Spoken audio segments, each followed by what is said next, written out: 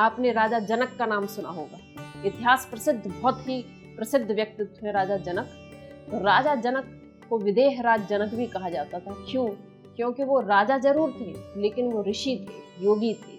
उनको इतना कंट्रोल था अपनी इंद्रियों पर, अपने मन पर, कि वो एक त्यागी तपस्वी सन्यासी थे। तो राजा जनक की सभा में अक्सर डिबेट हुआ करती थी, शास्त्रार्थ हुआ करते थे, बड़े बड़े परम वेत्ताओं के, अध्यात्म की समझ रखने वाले लोगों के शास्त्रार्थ हुआ करते थे, परम ज्ञानी उनकी सभा में आया करते थे। तो राजा जनक की सभा में एक ऋषि थे, ऋषि उद्दालक। इनका नाम भी आपने सुना होगा। ये भी बहुत, उद्दालक ऋषि बहुत परम ज्ञाता थे वेद वेदांगों के। उद्दालक ऋषि ने अपनी पुत्री सुजाता का विवाह कहोड़ ऋषि के साथ किया। सुजाता बहुत विदुषी थी। मैं आपको मन की एकाग्रता बता रही हूँ। सुजाता बहुत विदुषी थी, बहुत ज्ञानी थी। कहोड़ उतने विद्वान नहीं थे जितनी सुजाता थी, कहोड़ उनसे कम विद्वान थे। तो माँ सुजाता, देवी सुजाता, जिस समय गर्भवती हुई, उनके गर्भ में बच्चा आया, तो वो हमेशा अच्छे अच्छे शास्त्र पढ़ा करती, उपनिषद और वेद इत्यादि शास्त्र पढ़ा करती थी, दर्शन इत्यादि शास्त्र पढ़ा करती थी। और हमेशा सोचा करती, मेरा जो बच्चा होगा उसे मैं बहुत ज्ञानी बनाऊंगी, ऐसा ज्ञानी बनाऊंगी कि दुनिया के सारे विद्वान उसके आगे नतमस्तक होंगे। कहोड़ ऋषि चूंकि कम विद्वान थे, संस्कृत का उतना अच्छा ज्ञान नहीं था, उतना अच्छा बोल भी नहीं, उच्चारण नहीं कर पाते थे। और सुजाता बहुत विदुषी थी, वो बहुत अच्छा उच्चारण करती थी। तो कहोड़ ऋषि के मन में कहीं न कहीं ये बात रहती थी कि सुजाता मुझसे ज़्यादा विदुषी है। तो एक बार जब उनका जन्म हो गया, सुजाता के बच्चे का जब जन्म का समय आया और जन्म होने वाला था, तो जन्म हुआ तो सुजाता ये देख करके अवाक रह गई कि उनका बच्चा जो है वो विकलांग पैदा हुआ। वो 8-10 जगह से टूटा हुआ था, ऐसा विकलांग बच्चा उनका पैदा हुआ। पर उन्होंने अपने मन को एकाग्र किया, माता सुजाता ने, और ऐसा एकाग्र किया, अपने मन में उन्होंने सोचा कि कोई बात नहीं, अगर मेरा बच्चा विकलांग है तो मैं बिल्कुल विचलित नहीं होने दूंगी अपने मन को, मैं अपने मन को दुखी नहीं होने दूंगी कि अब क्या होगा, मेरा बच्चा ऐसा हुआ है, मैं इसे कैसे पालूंगी। उन्होंने कहा, मैं इसे विकलांग है, भले ईश्वर की तरफ से इसका शरीर जरूर विकलांग है, लेकिन इसकी बुद्धि का विकास मैं करूंगी। और माता सुजाता ने प्रयास करना शुरू कर दिया। गर्भावस्था में ही प्रयास करती थी, वो पढ़ती थी अच्छे अच्छे शास्त्रों को। उन्होंने उसे इतना, उसके साथ में इतना संघर्ष किया, इतना परिश्रम किया अपने बच्चे के साथ में, और 12-13 वर्ष की अवस्था तक उनका बेटा अच्छा परम ज्ञानी विद्वान बन करके तैयार हुआ।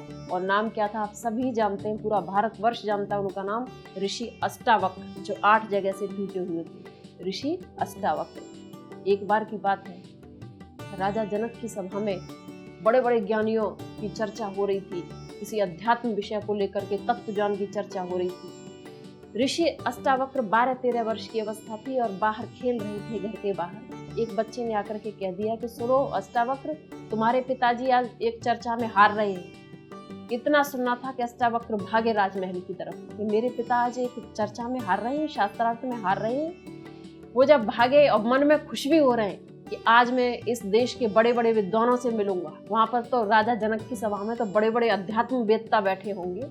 और ऋषि अष्टावक्र जब भाग करके राजमहल तक पहुंचते हैं और जब अंदर प्रवेश करते हैं, वहाँ राजा की सभा लगी हुई है, राजा जनक सिंहासन पर बैठे हुए हैं, बाकी के ऋषि सारे बैठे हुए हैं इधर उधर, और बढ़िया बढ़िया दर्शन की और वेदों की चर्चा हो रही है। कहोड़ ऋषि भी वहीं बैठे थे, अष्टावक्र ऋषि के पिता। तो जब इन्होंने देखा, अंदर प्रवेश किया, तो सबकी नजर दरवाजे पर गई और इन्होंने ऋषि अष्टावक्र को देखा। तो सारे लोग जोर जोर से हंसने लगे। और किस बात पर हंसने लगे? उसे देख करके, जब अष्टावक्र को देख करके हंसने लगे तो अष्टावक्र की भी हंसी निकल गई, वो भी हंसने लगे।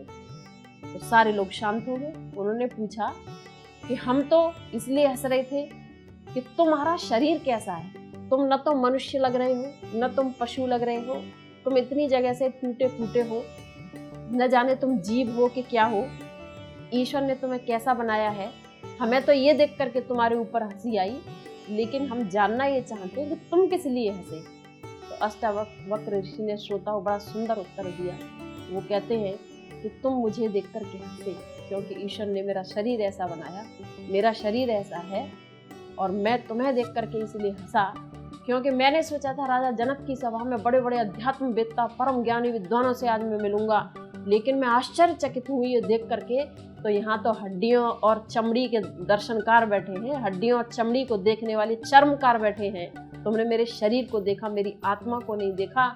हे राजा जनक, आप याद रखिए, लकड़ी अगर कितनी भी टेढ़ी हो, लेकिन जब उसको जलाया जाता है तो उसकी लौ टेढ़ी नहीं निकलती, वो सीधी निकलती है। मटका कितना भी टेढ़ा क्यों न हो, लेकिन जब उसमें से पानी लिया जाता है तो टेढ़ा नहीं निकलता है। गन्ना कैसा भी टेढ़ा हो, लेकिन उसका रस टेढ़ा नहीं होता है। कमरा कैसा भी टेढ़ा मेढ़ा बना हुआ हो, लेकिन वहाँ विद्यमान भगवान टेढ़ा नहीं होता है। तो मेरे शरीर को देख करके चर्मकारों, हे चमड़ी के जानने वालों, तुम क्या हंसे? तुमने उस परमात्मा की आकृति को देख करके हंसा है, मेरे ऊपर नहीं हंसा है। तुमने आत्मा के स्वरूप को नहीं जाना है, मैं इसलिए हंसा कि ये चर्मकारों की सभा है, ये विद्वानों की सभा नहीं है। राजा जनक अपने सिंहासन से खड़े हो जाते। इतने उच्च विचार, 12 साल का बालक, इतनी बड़ी बड़ी बातें। कुछ प्रश्न किए विद्वानों ने उनसे, जिनका उत्तर अष्टावक्र ऋषि ने इतनी कुशलता से दिया, इतनी दक्षता से दिया। राजा जनक उनके पैरों में गिर पड़ते हैं, आज से आप मेरे गुरु हैं। इतना परम ज्ञानी बालक 13 वर्ष की अवस्था में, तो कहते हैं ये मेरा सौभाग्य है कि मैं आपका गुरु हूँ राजा जनक। लेकिन आप ये जान लीजिए कि आज मैं जो कुछ हूँ भी हूँ, वो अपनी माँ की मन की दृढ़ता के कारण हूँ। अगर कोई साधारण माता होती मेरी माता की जगह पे, तो वो आज रो रही होती, बिलख रही होती इस बात पर कि उसका बेटा ऐसा है, विकलांग पैदा हुआ है। लेकिन मेरी माँ का मन जो है वो विचलित नहीं हुआ। मेरी माँ के मन में कोई भी विषाद नहीं आया। उन्होंने ईश्वर का धन्यवाद दिया कि चलो आपने मुझे जैसा भी दिया, मुझे संतान के रूप में दिया तो सही। मेरी माँ ने मेरे ऊपर मेहनत की, परिश्रम किया, और आज मैं जो कुछ हूँ वो अपनी माता की वजह से हूँ।